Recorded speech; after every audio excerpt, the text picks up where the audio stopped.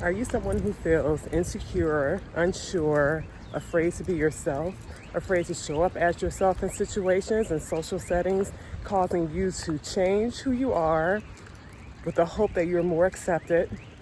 And does this bring you a lot of anxiety, even make you feel down and depressed? If so, I want you to listen to this video because I am gonna share with you several books that I have read that have been very helpful with dealing with insecurity and helping you to move through it. And I want you to especially stay tuned for the last book that I'm gonna mention because it is the game changer. And before we get started, my name is Krista Turner. I am a psychiatric nurse practitioner who's going holistic to incorporate mind, body, and spirit into healing because I know to be whole is to be healed. I would like for you to like this video and let's get started. So, insecurity is a thing that I think for many people, it starts early on and you carry it with you throughout life. Usually there are some events that have happened, that have occurred, that contribute to insecurity. So I say that to say, insecurity doesn't just happen. Everything has a cause and everything has an effect. If you're feeling insecure, there's a reason behind it. And oftentimes we might know on the surface the reason, but really digging deeper to understand is so important. But especially it is important to start to figure out how to break down and demolish this erroneous way of thinking, because there's nobody on the face of the earth who's not significant. You have purpose, and it's best to live in the purpose of who you are as opposed to living lowly or like you're not enough or you're not good enough. So 4 books I'm going to mention to you. First book that I want to mention I like because it's an easy read. It's a small book, a very easy read, something that you can read over and over again and really still get like golden nuggets out of it each time you read it. And that book is called The 4 Agreements. The 4 Agreements is a book I read that really was able to very simply and in a straightforward way break down principles that you could really understand and say, that's such a good point. And I'm gonna just share one of the principles with you. I'm gonna turn around because I don't wanna go on this major street over here that's gonna cause a lot of noise.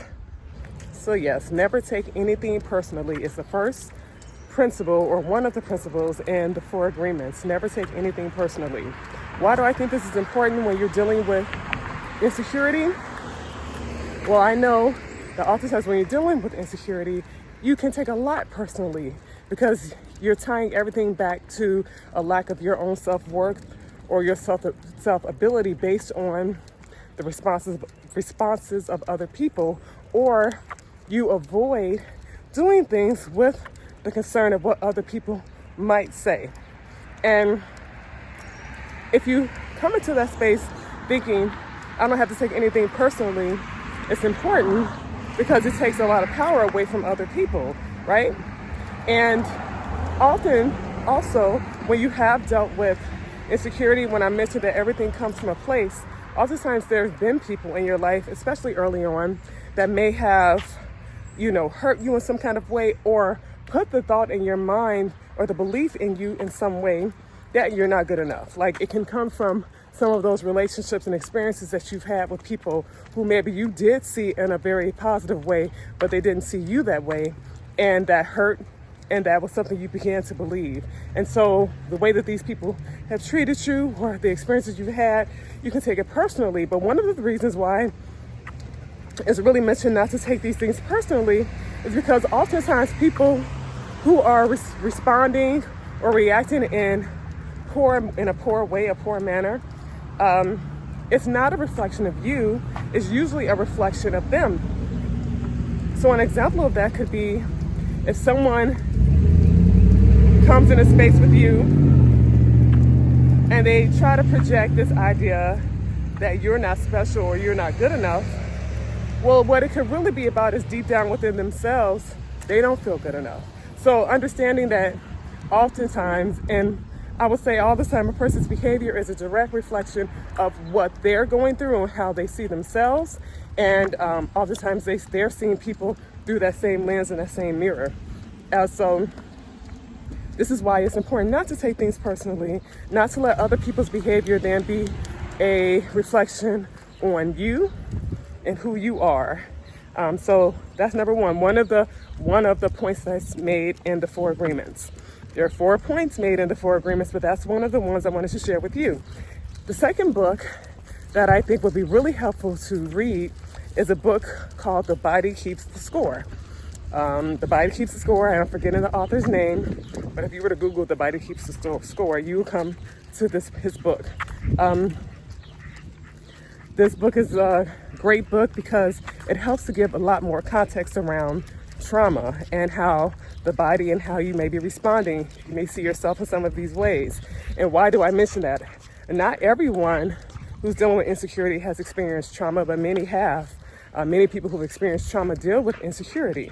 And to have a better understanding of what that's about, sometimes it's a good way to be the start on how you can start really moving through and dealing with that, because you may see yourself in some of the many examples that are offered in the book, The Body Keeps the Score. Hold on. Oh, I wish I could just get more strength in my arm so I could just hold this phone in one position. I'm gonna have to give me some kind of device to help me with that. And let me get my hand out of the way. All right, so, and even if you're someone who has not dealt with, even if you're someone who has not dealt with trauma, you can still be someone who's dealt with challenges that still kind of impact you. And I think that this book can still be helpful to understand, you know, how that comes about. And also, it may be helpful it gives tips on how to move through. It gives tips on how to move through some of these experiences. So you may find a wealth of information in The Body Keeps the Score. It can give you a lot of insight and to say, you know, okay, so, you know, I'm not behaving this way just because. I don't feel this way just because. And I'm certainly not the only one. And there are things that I can do to start addressing this so I can live in a more enjoyable way in life, not letting people be the barrier to my enjoyment or to your enjoyment. The third book that I would love to mention, I really love this book, it's called, hold on. The third book I would love to mention to you is called, I'm trying to decide which way I'm going to go. It is called The Biology of Belief. The Biology of Belief by Bruce Lipton is a great book because it really talks about how belief impacts us so much more than we know. And what you believe, you know, impacts you genetically. It impacts your environment. The environments you're in impacts what you believe. So really being able to understand where you come from, where your beliefs may come from, and how your beliefs are either limiting you or pushing you forward. And if you're someone who's dealing with insecurity, I'm sure that then these are beliefs that you're having that are limiting you, that are causing you to stay small. Because these beliefs are beliefs that are not positive beliefs about yourself. And you're able to change the beliefs that you have about yourself, especially if you get reacquainted with who it is that you are. So The Biology of Belief by Bruce Lipton, I think is really important because when you're dealing with insecurity, you're really dealing with deep-seated beliefs that contribute to your insecurity. If deep down you see yourself in a high way, in a positive way, then you would have no reason to feel insecure. But it's because you're seeing yourself in a lowly manner, i.e. oftentimes because of early on experiences, that you carry these deep-seated beliefs of not being good enough or not being valuable. And the final book that I would encourage you to read is the book of your own life, your personal book. You know, there are people in ancient times who didn't believe in writing down information because when you write things down, sometimes things can get misinterpreted, it can get lost, it can get stolen, and then you're so dependent on the outside, the things outside of you to give you something. But I think now is a more important time than any is to think about what we have within us already. And that is a book. Whenever I've gone when I was in school and taking, heavy science classes and especially doing clinical rotations. There was so much reading that you could do, but it was when I really would learn the information about a patient is when I was in that clinical and seeing it in live, real person, and I was able to really apply it then, apply the information that I read. I was really able to understand it then, and that's when it really stuck. And I say that you are the best book that you could read because your life experiences stick with you so strongly. This is why if you're feeling insecure, it sticks with you so strongly because you lived through something that made you believe a certain thing. You lived through an experience that spoke so loudly to you. But just think about it. This can be the way things are with unfortunate situations. But just think about that same thing, that same principle can be effective in a positive way.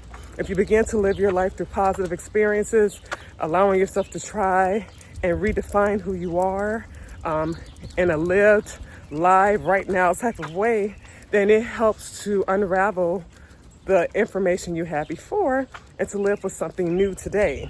And that's something that not is only new today, but it is something that you can take forward with you throughout the course of your life. And not only is it something you can take with you forward through the course of your life, it's something that you can share with other people to help them on their journey too. Because if there's one thing I want to share with you is that if you feel insecure, sometimes you can feel so alone in that, but I guarantee you there are more people than you know who are experiencing those same emotions for various reasons. And so the common denominator is our healing. The common denominator is our growth. So I encourage you to take a look at some of these books and commit to growth for yourself.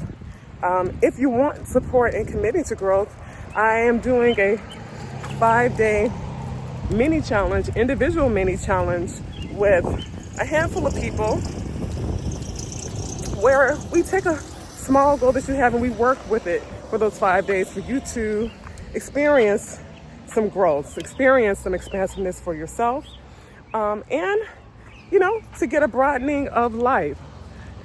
I will leave that link in the description of this.